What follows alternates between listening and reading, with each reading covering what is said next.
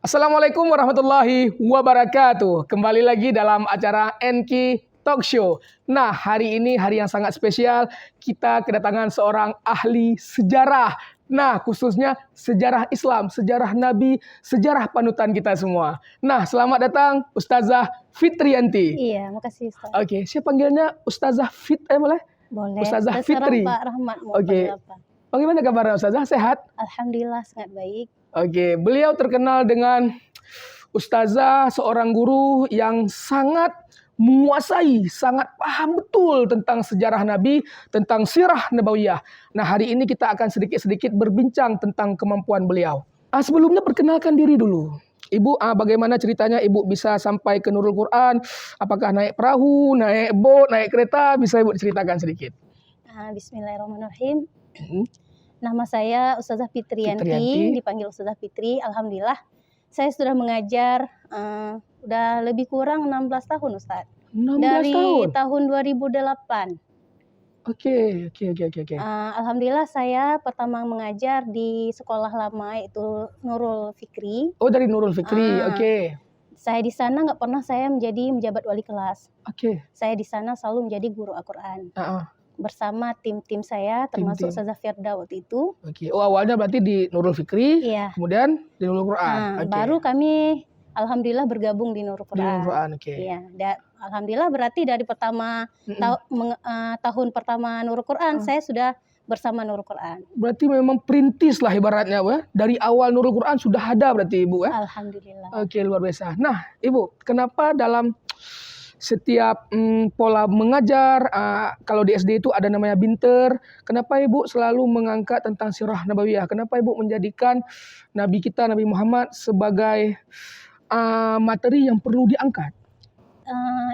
Itu sangat perlu Ustaz. Oke. Kenapa sangat perlu? Karena Nabi Muhammad itu adalah sosok idola kita. Betul.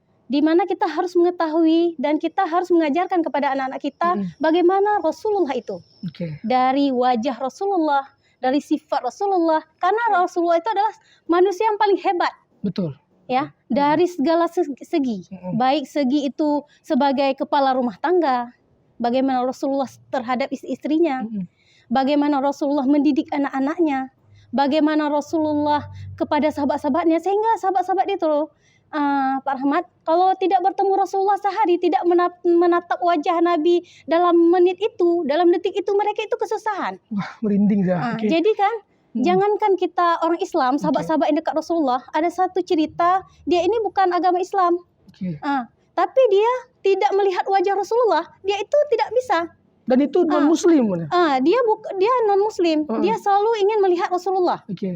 Dia itu seorang yang penjual di pasar. Jadi dia sebelum membuka toko dia menatap wajah Rasulullah. Setelah dia membuka toko dia menatap Rasulullah. Memang wajah Rasul itu bagaikan bulan purnama. Sehingga waktu Rasulullah hijrah dari Mekah ke Madinah, ada selawatnya. Selawatnya itu tola'al badru alaina. Telah datang kepada kami wajahnya bagaikan bulan purnama.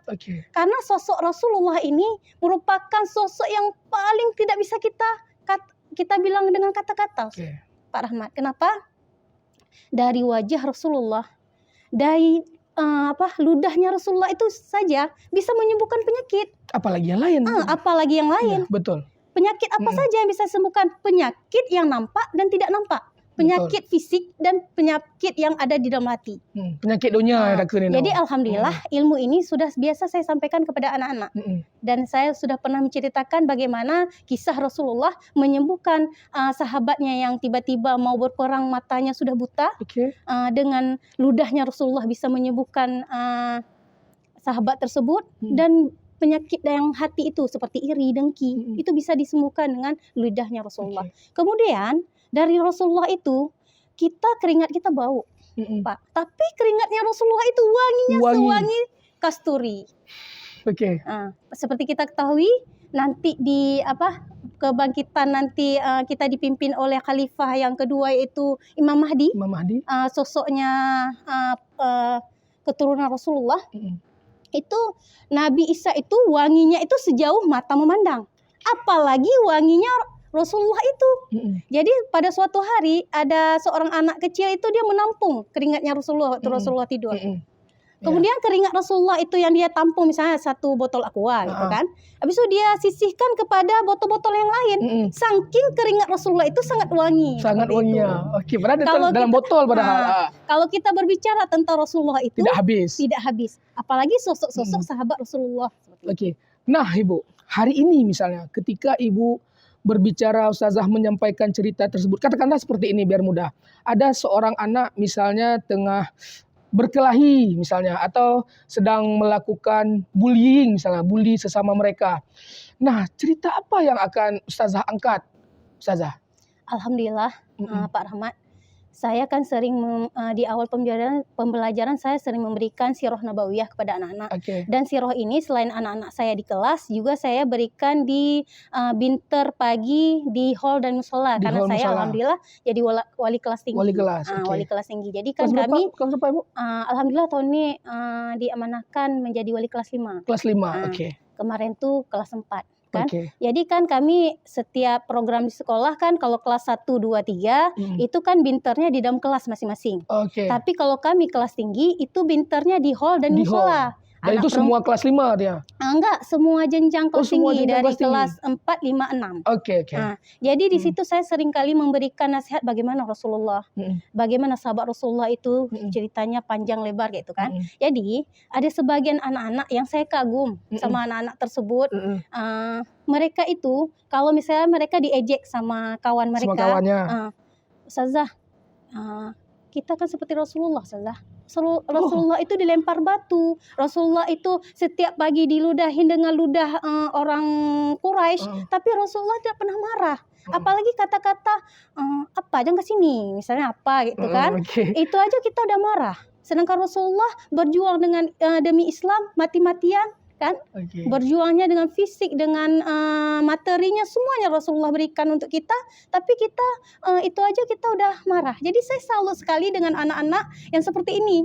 Dan alhamdulillah saya sudah 2 tahun memegang mereka dari kelas 4 dan naik ke kelas 5 tahun ini. Ada beberapa orang anak ini termasuk rata-rata anak perempuan ya. Mereka itu selalu mengingatkan kepada kawannya tentang nanti misalnya mereka ketika mereka dibully, ketika mereka diinikan sama kawan mereka teringat. Nanti mereka, Rasulullah nggak pernah marah. Rasulullah itu orang yang hebat, Rasulullah itu orang baik. Atau sahabat yang lain mereka ceritakan. Sehingga itu membuat kawan-kawan tidak membuli lagi. Nah, artinya hari ini karena mungkin Ustazah sudah membiasakan hal itu, artinya anak-anak ini langsung yang menegur kawan-kawannya, tidak lagi dari Ustazah.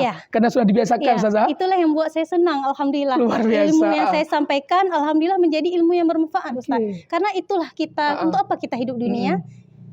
Itu yang kita perlukan. Kita memberikan ilmu kepada anak-anak, ilmu yang bermanfaat. Dan Ustazah berhasil menjadikan Rasulullah sebagai idola mereka. Alhamdulillah. Nah, Ustazah, Ustazah begitu banyak pengetahuan tentang sirah nabawiyah. Dari mana sumbernya, Ustazah? Ustazah mempelajarinya dari mana? Mungkin Ustazah dulu ada di pesantren ini atau seperti apa, Ustazah? Saya, Pak Rahmat, memang saya kalau dibilang masalah ilmu yang lain saya agak kurang. Tapi kalau misalnya SKI itu dulu saya di pesantren memang melekat sampai sekarang di kepala saya. Contohnya cerita Hamzah, cerita misalnya nanti saya di akhir saya memberikan sirah kepada anak-anak, saya bertanya, siapakah nama sahabat Rasulullah yang disebut-sebut oleh penduduk langit? Jawab anak-anak tuh. Siapa itu, Ustazah? Uwais Al-Qarni. Uwais Al-Qarni. Siapakah Uwais Al-Qarni ini? Kenapa namanya disebut-sebut oleh penduduk langit seperti malaikat? Semua menyebut nama dia. Kenapa? Karena dia ini seorang yang miskin sekali, tapi dia bisa membawa ibunya naik haji. Dengan apa dia menaiki ibunya naik haji sehingga dia diketawain oleh orang-orang yang ada di kampung dia itu? Dia itu pertama kali dia olahraga, Pak. Olahraga dia itu dia mengangkat domba dengan pundak dia naik turun gunung. Makin lama beratnya itu makin ditambah dombanya oleh Uwais itu tadi.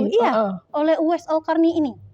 Sehingga dia bisa menaiki ibunya naik haji dengan kaki dia sendiri. Luar biasa. Makanya dia disebut oleh penduduk langit. Nanti saya bertanya lagi kepada anak-anak, nak, siapakah wanita yang disambut kematiannya oleh para malaikat? Mereka akan tahu jawabannya, yaitu Nur Saibah. Saya nggak tahu. Kenapa Nusaibah ini disambut kematiannya oleh para malaikat? Waktu dia meninggal di perang Uhud itu, langit itu tiba-tiba terang, itu gelap semua, Ustaz. Rupanya malaikat itu turun semua ke dunia untuk menyambut kematiannya. Jenazahnya itu Nusaibah. Ada ceritanya, Ustaz. Dia itu mempersiapkan dari suami sampai anak-anak yang kecil, dipersiapkan untuk berperang, berjihad di jalan Allah. Karena memang sahabat Rasulullah itu memang sukanya berjihad. Makanya sekarang kita bisa menikmati manisnya iman gara-gara perjuangan Rasulullah. Saya ini, Ustaz, kalau misalnya bicara sama Rasulullah, tentang Rasulullah, saya ini tertarik kali tentang Rasulullah itu, di mana pada suatu hari Rasulullah itu berbicara dengan malaikat. Jadi malaikat di situ menceritakan tentang neraka. Neraka itu terdiri dari lubang-lubang. Malaikat yang menceritakan. Karena bestinya Rasulullah itu kan malaikat Jibril. Ya. Kan? Biarpun Rasulullah di awal ketakutan ya melihat sosok Jibril itu ya, bergetar ya. Waktu Rasulullah menerima wahyu yang pertama di Gua Hira, itu jadi besti akhirnya. Jadi kan waktu suatu hari Rasulullah kan berbicara dengan malaikat Jibril, dan malaikat Jibril menceritakan bagaimana bentuk neraka itu. Siapa yang menghuni neraka tersebut gitu kan. Jadi kan ditanyalah, dibilang pertama orang Yahudi, orang Nasrani, ini itulah sampai terakhir, lubang yang terakhir itu umatmu ya Rasulullah. Disitulah saya sedih sekali, Ustaz. Saya menangis, karena Rasulullah ini berhari-hari selalu sujud kepada Allah karena teringat kita umatnya. Teringat kita umatnya. Rasulullah itu cuma bangun ketika sholat, mengimami orang sholat. Yang lain lagi Rasulullah itu tidak makan, tidak minum, teringat kepada umatnya dan bersujud kepada Allah supaya umatnya tidak ada di neraka. Sebegitunya Rasulullah. Dan di Yaumul Mizan nanti, di semuanya Rasulullah orang yang paling susah ketika umatnya masih ada di neraka. Jadi saya selalu memberikan nasihat kepada anak-anak. Nah, jangan lupa di mulut kalian, di hati kalian, biarpun kalian di mana aja berada, jangan lupa selalu Allahumma sholli ala Sayyidina Muhammad sallallahu alaihi wasallam. Kenapa? Karena yang membantu kita adalah selawat kita. Betul. Ketika kita di neraka nanti, nak, kita belum habis nih diobok-obok dosa kita sama Allah. Belum habis hukuman kita. Ketika Rasulullah mendengar ada yang menyebutkan berselawat kepada Rasulullah, karena kebiasaan kita di dunia selalu berselawat, nanti terbawa sendiri itu. Terbantu dengan itu kita dibantu. Di neraka itu kita terbawa dengan ucapan kita. Jadi kalau kita bilang Allahumma sholli ala Sayyidina Muhammad, kita lagi diapakan kayak itu kan. Nah, Allahumma sholli ala Sayyidina Muhammad, langsung Rasulullah tarik, bawa lagi ke surga. Jadi doa jasa Rasulullah sangat banyak. Terutama Rasulullah itu di akhir hayatnya, Ustaz, seperti kita tahu umatku. Jadi Ustazah Fitri, selain memberikan sirah dan pertanyaan untuk anak-anak supaya anak-anak ingat, membuat juga tepuk. Apa? Tepuk Nabi. Oh ya. Nabimu semua, dari ayah Nabi, ibu Nabi, tanggal lahir Nabi, sampai sahabat-sahabat Rasulullah. Itu 4 sahabat yang kita tahu Khulafaur Rasyidin itu. Yang pertama Abu Bakar, gelarnya As-Siddiq, artinya benar. Yang kedua Umar bin Khattab, gelarnya Al-Faruq, artinya pembeda. Dia itu pembeda dengan orang yang lain. Setan aja takut dengan sosok Umar bin Khattab. Kemudian ketiga Utsman bin Affan, dia itu digelar dengan Zunnurain, 2 cahaya. Kenapa dua cahaya? Iya, Zunnurain itu 2 cahaya. Dia bisa menikahi 2 putri Rasulullah. Ya salam. Kemudian sahabat yang keempat Ali bin Abi Thalib. Gelarnya itu Babul Ilmi, pintu ilmu. Ilmu semua ilmu itu adanya pada Ali bin Abi Thalib. Sebegitunya, bayangkan pemirsa, anak-anak di SD sudah ditanamkan sejak dini. Saya saja kayaknya saya merasa terhina sekali hari ini ketika Ustazah Fitri datang ke studio. Saya merasa nggak tahu apa-apa. Yang saya tahu tok tadi Khulafaur Rasyidin 4 orang itu. Selebihnya saya nggak tahu. Mohon maaf Ustazah. Sepertinya sang rogu nana cik baron fon kujuk. Memunumpo beg ya haji hanjat tepu. Hanam fon. Ustazah kan? Alhamdulillah. Semuanya kelebihan ini dari Allah. Dari Allah. Azza min fadli Rabbi, kita nggak boleh sombong ya. Semua ini kelebihan dari Allah dan alhamdulillah di antara 24 anak, 25 anak itu yang berbekas sama anak-anak itu bukan semua, Ustaz. Itu tergantung pada anak-anak sendiri. Enggak semua anak-anak bisa berbekas apa yang saya sampaikan gitu. Mudah diingat apa yang disampaikan gitu. Makanya diulang-ulang terus. Makanya diulang-ulang terus. Kemudian saya selain tepuk, saya bertanya sesering mungkin kepada anak-anak. Saya juga sering mengenalkan anak-anak tentang nasyid Rasulullah. Nasyid Rasulullah. Artinya Rasulullah juga punya nasyid maksudnya. Maksudnya nasyid tentang kehidupan Rasulullah gitu. Contohnya waktu belajar di alam sare kemarin tuh kelas 4 kan menampilkan nasyid itu. Betul. Dan itu hasil dari ustazah? Enggak, sama-sama kan. Sama-sama. Kan? Luar biasa ustazah. Ini ustazah kalau kita cerita tentang surah Nabawiyah kayak enggak cukup satu episode ustazah. Kita udah berjalan 16 menit. Terima kasih ustazah atas ceritanya. Semoga kita harapkan anak-anak kita nanti dengan adanya tangan ustazah, tangan baiknya ustazah dengan menceritakan cerita Nabi, anak-anak kita dapat mampu menjadikan Rasulullah sebagai pegangan hidup, sebagai idola. Alhamdulillah. Baik awak dua tapi fan ustazah. Jadi kan saya sebenarnya Pak Rahmat paling kesal sama anak-anak yang fan mereka, idola mereka itu artis-artis Korea. Makanya betul. saya jelaskan di sini tentang Rasulullah karena Korea itu nggak ada apa-apanya. Mereka itu agamanya agama apa? Mereka operasi plastik untuk muka mereka supaya cantik. Betul. Cantik pun nggak ada cantiknya. Cantik kita orang Aceh. Iya jelas orang Aceh lah. cantik manis lagi. Mereka lagi elok kok berat ganteng juga. Betul saja. Jadi kan kalau kita tidak mengenalkan sosok Rasulullah, maka anak-anak kita akan jauh dari Islam. Ya, mereka akan jauh dari sosok bagaimana perjuangan Rasulullah, sehingga mereka mudah dalam belajar sekarang, mudah dalam kehidupan sekarang. Kalau nggak ada Rasulullah, kita nggak akan hidup nyaman seperti sekarang ini. Ya, dengar Pak Firman. Oke, luar biasa Ustazah. Terima kasih Ustazah atas kehadirannya di studio Nurul Quran TV. Nah Ustazah, terakhir Ustazah, sebelum saya tutup Ustazah, berikan saran Ustazah kepada guru-guru lain di luar Nurul Quran, tidak mesti Nurul Quran, cara menyampaikan cerita nabi-nabi tersebut kepada anak agar anak-anak tersebut mampu menyerap dengan baik. Ada tips Ustaz? Yang pertama mungkin Pak Rahmat, kita cintai dulu Rasulullah. Dari diri kita sendiri dulu. Kalau kita sudah cinta, kita akan mencari tahu bagaimana sosok Rasulullah. Kalau kita cinta di mulut saja, tapi tidak kita dari hati kita, maka kita cinta Rasulullah. Tapi kita nggak mencari tahu bagaimana sosok sebenarnya Rasulullah itu seperti apa. Betul. Dari seluruh tubuh fisik Rasulullah tidak ada kekurangan sedikit pun. Betul. Sempurna. Itu belum lagi perjuangan Rasulullah. Kita cintai dulu Rasulullah. Karena dengan kalau kita sudah cinta, kita akan mencari tahu bagaimana Rasulullah, bagaimana kehidupan Rasulullah dengan istrinya, dengan anak-anaknya, dengan sahabatnya. Kalau kita tidak cinta, cuma cinta di mulut, itu nggak ada artinya. Kemudian satu lagi mungkin yang saya mau sampaikan, seringlah kita perempuan itu dan kita umumnya untuk laki-laki semuanya banyaklah berselawat kepada Nabi. Karena itulah yang membantu kita di dunia dan di akhirat. Kenapa saya bilang membantu kita di dunia? Ada buktinya Pak Rahmat. Kalau kita sering berselawat, itu saya orangnya santai kali sekolah. Nggak pernah bawa tas, nggak pernah bawa KTP, nggak pernah bawa apapun. Nggak bawa apapun? Enggak. Nengok guru-guru yang lain bilang untuk saya santai kali Zafitri ini. Kenapa? Karena saya selalu berselawat. Jadi kalau ada polisi-polisi, insya Allah jaga gitu. Berarti selawat itu membantu di dunia dan di akhirat. Jadi mungkin penutupan dari saya, banyaklah berselawat. Berselawat sebanyak-banyak mungkin. Biarpun kita lagi berbicara, kita lagi ini, hati kita tetap berselawat kepada Rasulullah. Baik, Ustazah Fitriyanti. Terima kasih atas ceritanya.